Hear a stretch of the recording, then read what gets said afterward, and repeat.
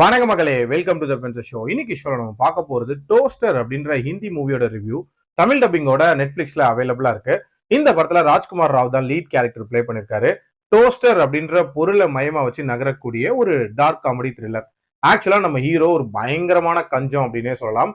தன்னோட மனைவியோட குருஜியோட பொண்ணு கல்யாணத்துக்காக ஒரு டோஸ்டர் ஒண்ணுத்த வந்து கிஃப்டா வாங்குறாங்க. அந்த ரிசப்ஷன்ல போய் தராங்க. அந்த டோஸ்டரோட விலை வந்து 5000 ரூபாய். 5000 ரூபாய் கொடுத்து ஒரு பொருளை வாங்குறதா அப்படின்ற மாதிரி சொல்லிட்டு நம்ம ஹீரோ கருவிக்கிட்டே இருக்காரு. அதுக்கு ஏத்த மாதிரி அந்த கல்யாணமும் வந்து அடுத்த நாள் நின்னு போயிருது. சோ அடுத்த நாள் என்ன பண்றாரு நம்ம ஹீரோ, அவங்க வீட்டுக்கு போய் அந்த கொடுத்த கிஃப்ட திரும்பி வாங்கலாம் அப்படின்ற மாதிரி முயற்சி பண்றாரு. அந்த கிஃப்ட் அவங்க வந்து ஒரு அநாத ஆசிரமத்துக்கு தராங்க.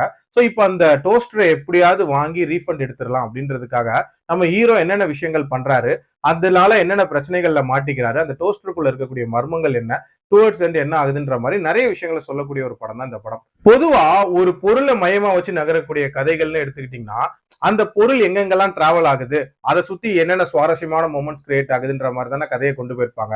இதுல இந்த பொருள் டிராவல் ஆகுற விதம் இருக்குல்ல, அதுவே பயங்கர ஆர்டிபிஷியலா இருந்துச்சு. நம்ம ஹீரோ அந்த டோஸ்டரை திடீர்னு ஒரு இடத்துல இருந்து திருடுறாரு, இன்னொரு இடத்துல வைக்கிறாரு, திருப்பி அங்க இருந்து திருடுறாரு, அப்புறம் சம்மந்தமே இல்லாம ஒரு இடத்துல அவரே வைக்கிறாரு அப்படின்ற மாதிரி தான் காட்சிகள் போகுது.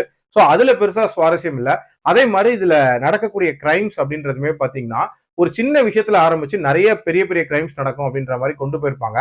பட் அதுக்கான லாஜிக்கும் சரி, அதை கொண்டு போன விதமும் சரி அந்த அளவுக்கு ஆர்கானிக்கா இல்ல. இதுல ஒரு விஷயம் என்னன்னா, நம்ம ஹீரோவை பிளாக்மெயில் பண்ணக்கூடிய அந்த நபர் யாருங்கிற அந்த ட்விஸ்டும், அந்த நபரோட எதிர்பார்ப்பு என்ன அப்படின்ற அந்த ட்விஸ்டுமே ஓரளவுக்கு ஓகேவா இருந்துச்சு.